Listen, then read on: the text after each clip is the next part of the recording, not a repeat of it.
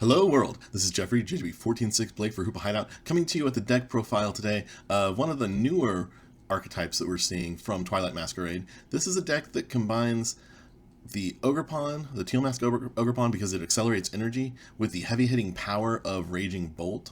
So let's dig in and I'll cover the list real quickly, and then we'll have a video real soon with live play. So first off, Teal Mask Ogerpon. He's in here, like I said, mostly to accelerate energy, because once per turn, you can attach a basic energy card from your hand to Ogerpon, and you can do that for each Ogerpon that's there. We play 4, so you could theoretically be attaching 4 grass energy per turn, which pairs in well with accelerating damage for Raging Bolt. We'll get to that in a minute, but essentially, those 4 energies would account for 280 damage. Now, the other thing we're here for is, as a backup attacker, Myriad Leaf Shower does 30 damage plus 30 more for each energy attached to both active Pokemon. It's actually the same attack as we have on Espathra EX, which has seen some play. Here it's on a basic, but it does require 3 energies. But with the built-in energy acceleration, that's not that big of a problem. You can't do this in 1 turn, but you can have it powered up after 2 turns. And with 3 energy, and that 30 plus, so that's 120, add 2 more energy for a Charizard, for instance. That's going to be, instead of 120, up to 180, but doubled because of the type weakness. So an Ogerpon with just the basic 3 energy can OHKO Charizard. Not necessarily necessary in this deck because we have other OHKO options, but it is something that's worth thinking about. So flipping back over, looking at Raging Bolt EX. So Raging Bolt has a couple of interesting attacks, actually. One, he has this first attack, discard your hand and draw 6. If you can't get to the cards you need on your first attacking turn to be able to accelerate all the energy and get him powered up with 2 energy, which requires a Sada, then you can do the next best thing and discard your hand and then draw 6 new cards, so you'll be ready to go next turn. That means you're going to be discarding probably some energy, so that when you get into the Sada with the draw 6 here, you'll have energy in the discard to help power up the next attack and attach extra energies to up your damage. So we play 4 copies of Raging Bolt. He is our primary attacker most of the time. And then we play 1 copy of Squawkabilly. Some lists have run 2 because they consider Squawk very important. I actually don't always even play Squawk. If I can get a good setup without it, I'd rather not have Squawkabilly on the bench because I want to have more space for my Ogerpons. And I always want to have 2 Raging Bolts out, if possible, so that I'm not missing out on energy from Sada. I say if possible there, and there's a couple of exceptions to that. Our one other ancient Pokemon is the basic Sandy Shocks. It's a single prize Pokemon, and this Pokemon is actually pretty good. He's got a single energy attack that does 20 damage, but it does 70 more damage and is not affected by weakness. The not affected by weakness part is kind of sad because you can't hit for 180 against a fighting weak Pokemon. But if you have the 3 energy or more in play, doing 70 more is pretty powerful. 90 damage for 1 fighting energy is nice. And this actually is a key card that can be used in some of your harder matchups. So single prize matchups, single prize attackers, and specifically Gardevoir are really tough for this deck. And by using the Magnetic Burst, you can knock stuff out that's a single prize without risking a 2 prize knockback. Without, I guess, return KOs, the word I was looking for there. So that's really a good inclusion, I think. And I would consider the single prize Sandy Shocks almost a must. We'll get to other things you could consider later on in this video. So we play that. For draw, we're playing the Squawkabilly, the Mew, and the Radiant Greninja. You don't necessarily get all of these out in any game. Sometimes you have to.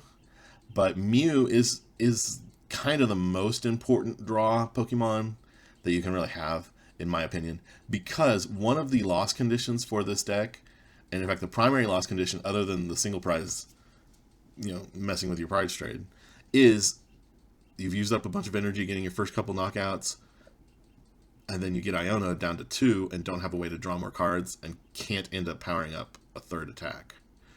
So we want to avoid that by having Mew in play to keep accelerating that, to keep providing draw and not requiring us to have energies off of a late game Iono for Radiant Greninja to help out. We also have this single copy of Cornerstone Mask EX, or Cornerstone Mask Ogerpon. Whoa. So Cornerstone's in there because he has this ability to prevent all damage from attacks done to this Pokemon by any Pokemon that have an ability. So this means that Charizard cannot even attack this guy. It means that Chin-Pao cannot even attack this guy. It means that Baxcalibur can't. Pidgeot can't. Radiant Charizard can't. There's a whole lot of Pokemon in format that cannot attack Cornerstone Mask Ogerpon. So the whole reason that it's in the deck is for walling purposes against those decks that, you know, might be tough matchups otherwise. I don't know that it's necessary. Against Charizard, I think, A, they can tech in a Gouging Fire, and that has no abilities, 3 fire energy, and it's knocking out almost anything in the deck, excluding Raging Bolts with a tool attached. But B, like, I think against Charizard, we can just approach it straightforwardly, and we just have to, you know, have a Gust card to get around Radiant Charizard once it's able to attack. And because of our tools, they're going to have to Lost Vacuum for Radiant Charizard to even get an attack, like a knockout. Lost Vacuum, or I guess Boss, to bring up a Fire Weak Pokemon. But I'm not convinced that Cornerstone Mask is necessary. Maybe it is, and maybe I'm just wrong. But there are times that I would certainly think replacing this Pokemon with the Sandy Shocks EX that self-accelerates energy from the discard could be a game changer, could be a win. So that's one of the proposed changes, I guess, if you test this out and don't really like it as is. Next, we'll just quickly cover the supporter count. 4 Sadas, of course, because we want to be accelerating energy like crazy. 2 Boss's Orders and a Prime Catcher to gust up the targets we want to attack. 1 Iono just for those cases early game when we get stuck, really. And then 4 Pokégear to help us find these supporters. We play 4 Nest Ball and 4 Ultra Ball to seek out the Pokemon. 4 Earthen Vessels to get the energies we want when we want them. 3 Energy Retrievals, and I could even see swapping some cards out to make this 4, because this card sort of reads draw 2 if you have at least 2 Grass Energies in the discard. So this single card is going to up your damage by 140 and let you draw 2 new cards. So playing 4 of them seems pretty good to me. Now we're also playing 2 Trekking Shoes. This is the change I made recently after seeing the video by Celio's Network. He suggested the Trekking Shoes over the Bug Catching set. So what Bug Catching set does is it lets you search your top 7 cards for Grass Energy or Grass Pokemon. Any combination of the 2, you get to take 2 if you find them. Most of the time, we're establishing our Pokemon presence very early, so we're really just using this to look for energy. And a lot of that time is basically us trying to draw cards with the energy. So, if we play this and we find 2 energy and we have 2 Ogerpons out, that means we're going to be able to draw 2 cards. Trekking Shoes lets us look at the top 2 cards. If the first one's great, then we keep it, and if not, then we go to the next one. So 2 copies of Trekking Shoes lets us see 4 cards, potentially, if we need to. 2 copies of the Bug Catching set might let us see 4 cards if they hit. And as you get later and later in the game, when you need it more, when you need to draw more, when you need to see things more, those energies stop being in deck, right? They end up in your discard or attached to your Pokemon. So I think Trekking Shoes makes more sense. I think it works out more reliably if we're playing either of the 2. To me, Trekking Shoes is a clear win. It can help you dig out of those late game turns where you've been Iono'd down to 2 or even 1, and you need desperately to find some more cards. Prime Catcher, like I said, to gust things up. Pal-Pad lets us reuse supporters, that's great. Bravery Charm is huge for certain matchups, because there are things that can hit 240. Or Dragapult can prep numbers to take out, 10 extra damage on an Ogerpon, 40 extra on a Raging Bolt. Those things enable Dragapult to do either one-hit knockouts with, like after prepping, or follow-up knockouts. So, like, if they hit into a Raging Bolt and spread some damage around, and then they hit into an Ogerpon, they can take 4 prize turns that way. So by attaching Bravery Charm, we can prevent that. And the reason we're doing Bravery Charm over the Ancient Booster Energy Capsule is, yes, there's a 10 energy or 10 HP deficit with Bravery Charm comparatively, but Bravery Charm lets us attach it anywhere. So if they've started prepping numbers on an Ogerpon, we can attach a Bravery Charm and screw up their math. They have to prep numbers to even be able to knock out Squawkabilly with a Bravery Charm. It's not a clean KO. Same thing with Mew. So that the Bravery Charm can really change things against one of the most common matchups in the game. And being able to put it anywhere is a big boost. It could also fix a lot of things for making Charizard have to work harder, which is another great, benefit. Our energy split right now is 8 grass energies, 3 lightning, and 3 fighting. This is a good mix to be able to, prize some energies here and there and still be able to get what you need to hit the numbers you need to hit. But we might change that up a little bit, and here's why.